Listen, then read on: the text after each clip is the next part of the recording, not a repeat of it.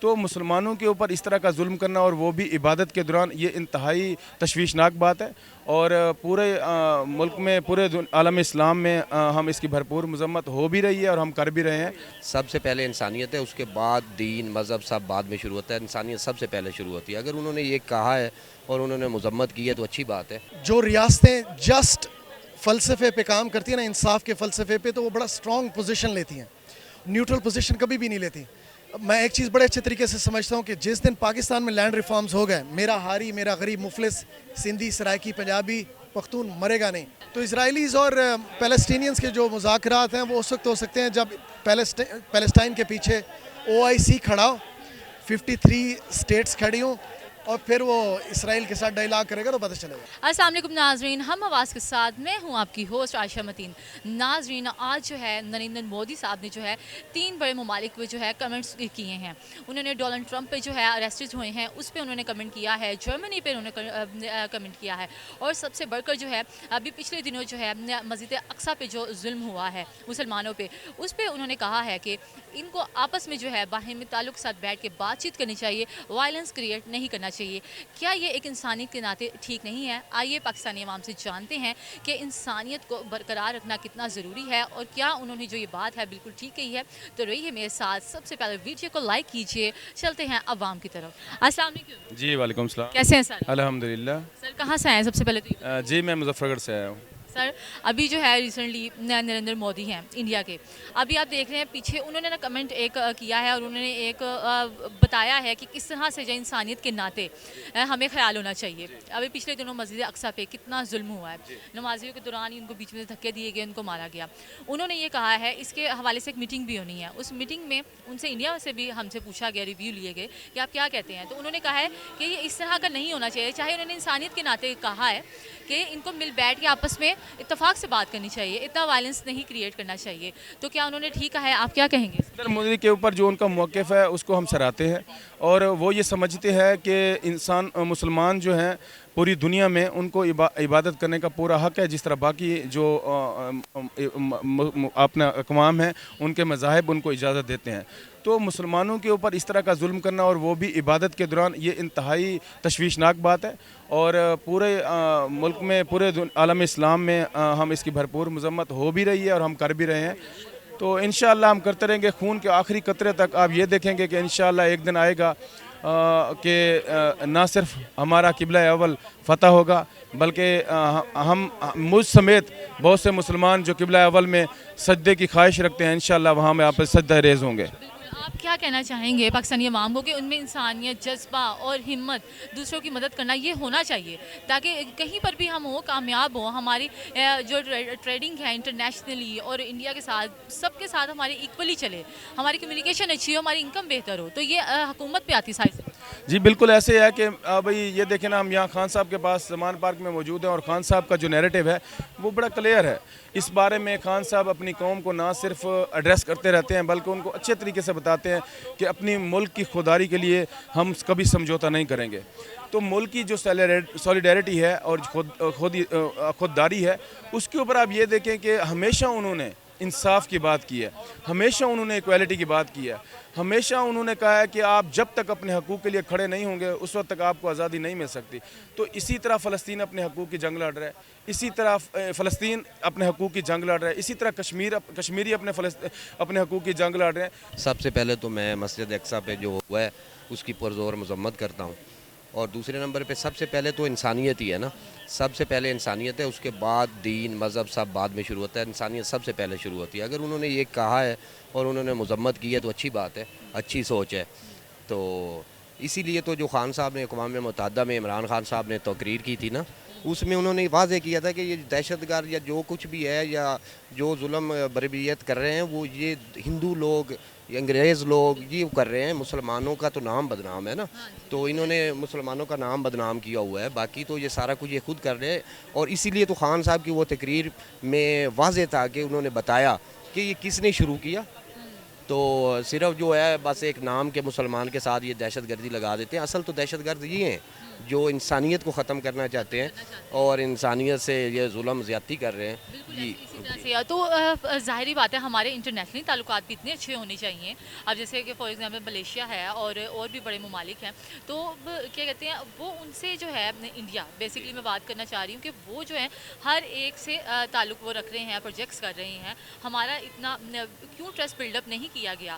کیا ہماری حکومت کا قصور ہے کہ کوئی بھی جو ہے ہمارے ساتھ بڑے پروجیکٹس پہ کام نہیں کرنا چاہتا؟ ہیلپ کرتے ہیں لیکن ہمارے ساتھ ہاتھ نہیں ملانا چاہتے. دیکھیے جب تک عوامی حکومت آئے گی, یہ امپورٹڈ جو حکومت ہے جو ہمارے پہ مسلط ہوئی ہے, تو کون ان کا ساتھ کرے گا؟ کوئی بھی نہیں کرے گا. جتنی دیر تک جمہوریت میں جو اب وہ ایک وزیر اعظم عوام کی طاقت سے آتا ہے تو ان کی دوسرے ممالک بھی سپورٹ کرتے ہیں اور ان سے اچھا برتاؤ کرتے ہیں. اگر جو جنہوں نے ڈاکہ ڈالا ہو کسی کی حکومت پہ تو اس کا ساتھ مشکل ہے میرے حساب سے, تو ان سے کوئی ساتھ نہیں کرے گا. بالکل سر, میں اگر ہم 75 سال کا بھی دیکھ لیں, ڈے بائی ڈے جو ہے ہم پیچھے جاتے جا رہے ہیں. اور حالانکہ جو انڈیا تھا وہ ہمارے سے کرنسی میں بھی پیچھے تھے, اب وہ ان کے آگے ہو گئے اور ہم پیچھے ہو گئے. دیکھیں جو خان صاحب کا ویو ہے کہ خان صاحب کہتے ہیں کہ قانون برابر ہونا چاہیے. جب امیر اور غریب کا قانون ایک ہوگا تو ہمارا ملک بھی انشاءاللہ ترقی کرے گا, اور ہم امید کرتے ہیں کہ خان صاحب دوبارہ وزیر اعظم ہمارے بنیں گے اور ہمیں ایک اچھے اپنے پاؤں پہ کھڑے ہوں گے انشاءاللہ خان صاحب کی قیادت میں.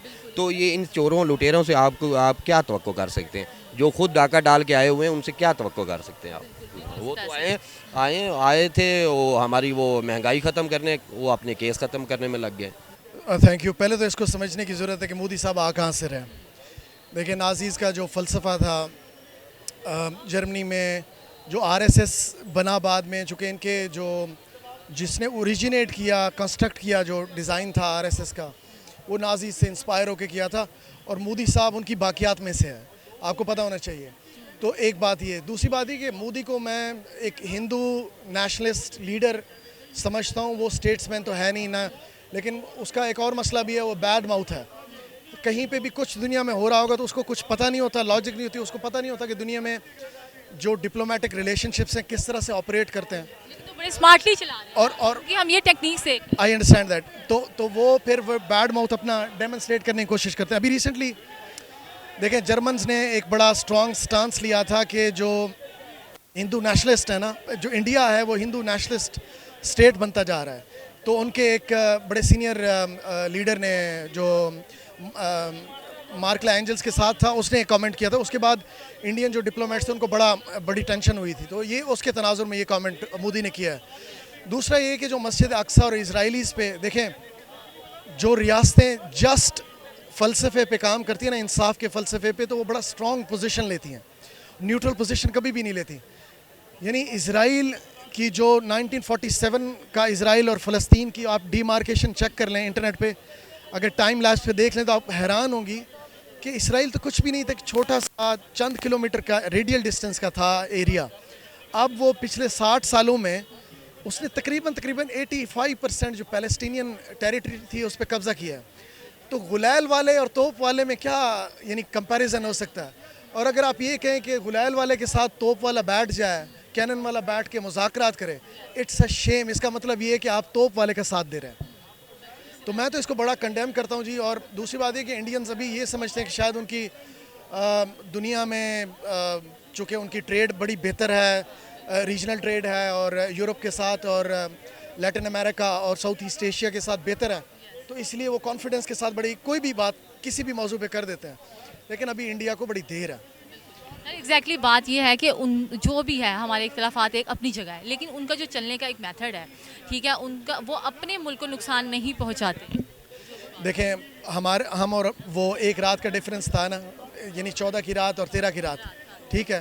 اب آپ جو بنیادی چینجز انہوں نے اپنے ریفارمز انہوں نے کیے اپنے دستور میں, ان میں سب سے امپورٹنٹ ریفارم یہ تھا کہ انہوں نے لینڈ ریفارم کیے. جو بڑے فیوڈلز تھے ان کا جو لینڈ تھا وہ کٹ کر کے کسانوں اور ہاریوں کو دیا. یہ بہت بڑا کام کیا انڈیا کی ریاست نے, پاکستان نہیں کر پایا. پاکستان نے آج بھی, میں ساؤتھ پنجاب سے آتا ہوں, مظفر گڑھ سے, دنیا میں نے بہت ٹریول کیا, یو این میں کام کرتا ہوں. میں ایک چیز بڑے اچھے طریقے سے سمجھتا ہوں کہ جس دن پاکستان میں لینڈ ریفارمز ہو گئے, میرا ہاری, میرا غریب, مفلس, سندھی, سرائکی, پنجابی, پختون مرے گا نہیں. ہماری ریاست میں اعتماد بھی آئے گا اور طاقتور بھی. ایک بات. دوسرا جو انہوں نے کام کیا, انہوں نے انسٹیٹیوشنز کو اپنی لمٹ میں رکھا ہے انڈینز نے. ہر انسٹیٹیوشن کی ایک ڈیمارکیشن ہے, کانسٹیٹیوشنل ڈیمارکیشن, اس کے اندر وہ رہے ہیں, اس کے اندر وہ آپریٹ کرتے ہیں. یعنی جو مقننہ ہے, جو عدلیہ ہے اور جو فورسز ہیں, ان کو مینڈیٹ ہے, رولز اینڈ رسپانسبلٹیز ہیں. اسی لیے جو ان کی ڈیموکریسی ہے بڑی اسٹرانگ ہوئی ہے. میں پچھلے دنوں میں دیکھ رہا تھا, یہ دیکھیں ان کو کریڈٹ جاتا ہے کہ ان کے ٹاٹا نے صرف ایک کمپنی نے $600 بلین کے ایئر لائنرز امپورٹ کیا ہے, اور ہمیں $2 بلین صرف پاکستان کو سنبھالنے کے لیے چاہیے. تو ڈفرینس تو ہے, ڈفرینس تو ہے. تو آپ یہ جو آپ دیکھیں نا, وہ ایک غیر مسلم ہے, ٹھیک ہے, اس کے باوجود یہ مسجد اقصیٰ پہ اب ریسنٹلی واقعہ ہوا ہے اور بڑا نمازیوں پر اتنا ظلمانہ تشدد کیا گیا اور ان کو تنگ کیا گیا. تو انہوں نے کہا ہے کہ اب اس کے لیے ایک میٹنگ بھی ہونی ہے. تو اس سے انہوں نے انڈیا سے پوچھا کہ آپ کیا کہتے ہیں اس کے بارے میں. تو نریندر مودی نے کہا ہے کہ آپ امن سے کام لیں اور اکٹھے بیٹھ کے جو ہے طریقے سے بات کریں. کیا انہوں نے یہ بات اچھی کی ہے؟ دیکھیں ایونچولی جو سلیوشن ہے وہ ڈائیلاگ ہے, لیکن ڈائیلاگ کن کنڈیشنلٹیز پہ. آپ کو یاد ہوگا کہ جو پچھلے پیلسٹینین لیڈر تھے, مجھے ان کا نام بھول گیا, بڑا امپورٹنٹ لیڈر تھے, تو ان کو کہا تھا کہ یار ذرا جائیں نا اسرائیل کے ساتھ ڈائیلاگ کریں. انہوں نے کہا مجھے ایک بات بتائیں, میری لاشیں گر رہی ہیں, میں لاشوں پہ بیٹھ کے جو کینن والے ہیں جو میزائل مجھ پہ پھینک کیا کہوں گا میں. تو جب ڈائیلاگ آپ اس وقت کرتے ہیں جب آپ پوزیشن آف اسٹرینتھ میں ہوتے ہیں دونوں سائڈوں سے. تو آپ اگر ایک پلڑا آپ کا ایک لوور سائڈ پہ اور ایک بار ادھر ہے, تو آپ کیا کریں گے؟ آپ ڈائیلاگ میں ہاریں گے اسی. وہ ایک بڑی فیمس کوٹ ہے, جب کولڈ وار ہوئی تھی رشیا اور ختم ہوئی تھی رشینز اور امریکنز کی, تو امریکن فارن منسٹر کو باہر میڈیا نے پوچھا ہو ون, کون جیتا؟ یہ ڈائیلاگ جو ہو رہا تھا آپ کا رشین فارن منسٹر کے ساتھ. تو اس نے کہا آئی ون.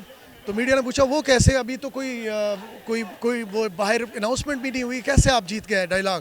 تو اس نے کہا تھا کہ ہی بلینکڈ, آئی ڈڈ ناٹ بلینک. تو ڈائیلاگ میں تو پوزیشن آف اسٹرینتھ, آپ کا ڈیکورم بڑا میٹر کرتا ہے.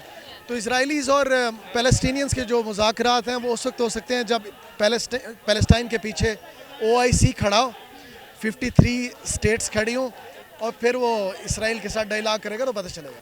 جی ناظرین, آپ نے دیکھا, لوگوں سے ہم نے بات چیت کی, ان کے ویوز لیے. آپ بھی جو ہے اپنا کمنٹ باکس میں دے سکتے ہیں. ویڈیو کو لائک کیجئے, شیئر کیجئے, اور اس طرح کی مزید ویڈیو کو دیکھنے کے لیے ہمارا چینل جو ہے ضرور سبسکرائب کیجئے. اللہ حافظ.